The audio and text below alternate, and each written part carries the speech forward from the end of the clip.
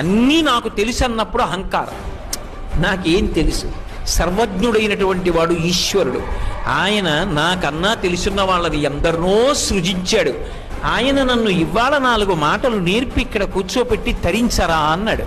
12 స్కంధములు ఆంధ్రీకరించిన పోతన గారు నేను భాగవతం ఆంధ్రీకరించాను అనలేదు.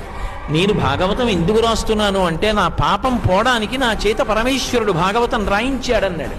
కోటేశ్వరరావు ఎందుకు ప్రవచనం చేస్తున్నాడంటే నేను వెళ్ళి శ్రీశైలంలో ప్రవచనం చేశానని గొప్పలు చెప్పుకోవడానికి అనకూడదు.